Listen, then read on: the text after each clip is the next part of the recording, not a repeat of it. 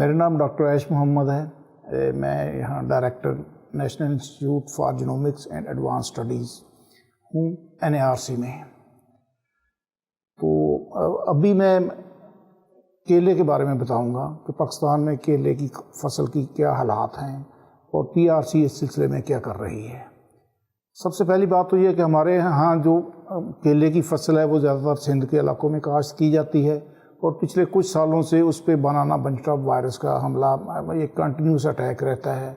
और इसके अलावा अभी रिसेंटली पनामा विल्ट भी इस फसल पे आई है। और दूसरी जो हमारी सबसे बड़ी मसाइल थे वो ये थे कि हमारे यहाँ सिर्फ बसराई ड्वार्फ कैवेंडिश कल्टिवेट हो रही थी, तो नई वैरायटीज़ नहीं आ रही थी कि जिनकी कोई प्रोडक्शन पर हेक्टेयर प्रोडक्शन ज़्यादा हो और उनकी कोई शेल्फ लाइफ भी ज़्यादा हो। तो PRC ने सबसे पहले तो बनाना बंचटॉप वायरस को कंट्रोल करने के लिए अपने स्ट्रेटजी दी कि उसको कैसे कैसे कंट्रोल किया जा सकता है। और उसके बाद PRC ने नई वैरायटीज़ बाहर से मंगवा के उसको एक्लेमेटाइज़ किया और उसमें से 2 नई वैरायटीज़ डेवलप की जो कि इस इंस्टीट्यूट के नाम से है, NAGAB 1 और NAGAB 2।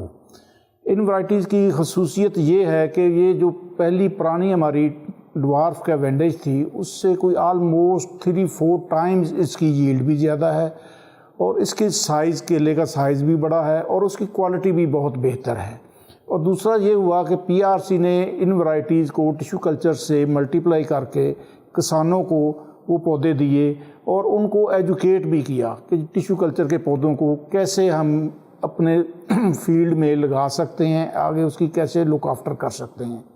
जो तीसरी अचीवमेंट ये थी कि एक तो हमने लोगों को ट्रेन किया और फिर ये टेक्नोलॉजी प्राइवेट सेक्टर को भी दी। अब प्राइवेट सेक्टर भी सिंध में टिश्यू कल्चर के ज़रिए ये केले के पौधे बना रहा है और फार्मर्स को दे रहा है। इसका फ़ायदा ये हुआ है कि एक तो पर हेक्टेयर यील्ड जो है वो बढ़ गई है, केले की क्वालिटी बेहतर हुई है और सबसे बढ़कर ये है कि लोगों को रोज़गार भी मिला है। और पहले जो हमारे केला था वो सिर्फ लोकली यूज़ होता था, अब अभी ये जो इम्प्रूव्ड वैरायटीज़ NAGAB 1 और 2 आई हैं तो इनकी वजह से अब पाकिस्तान इस काबिल हो गया है कि पाकिस्तान से केला एक्सपोर्ट होना भी शुरू हो गया है।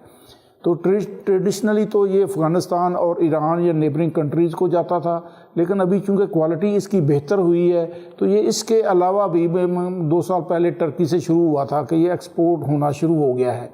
तो ये बहुत बड़ी सक्सेस है PRC की इस क्रॉप के लिए। और इसके अलावा फर्दर हम नई वैरायटीज़ भी इंपोर्ट कर रहे हैं ताकि उनको भी एक्लेमेटाइज़ करके तो ज़्यादा से ज़्यादा मुख्तलिफ़ किस्म की एक तो डाइवर्सिटी भी आए और दूसरी केले की पैदावार बढ़े, फार्मर्स हमारे खुशहाल हों और उसके साथ साथ हम इसको एक्सपोर्ट करके ज़र मुबादला बनाने अर्न करने के भी काबिल हो जाएंगे। टिश्यू कल्चर टेक्नोलॉजी का फ़ायदा ये है कि एक तो इससे जो भी पौधे हम बनाते हैं वो डिज़ीज़ फ्री होते हैं और दूसरा ये है कि हम उससे थोड़ी सी जगह में ज़्यादा प्लांट्स बना सकते हैं और उसको जो भी नई वैरायटी आती है उसको हम आसानी से डाइसेमिनेट कर सकते हैं। तो इसलिए केले की पैदावार बढ़ाने में जो बेसिक रोल है वो टिश्यू कल्चर टेक्नोलॉजी का है।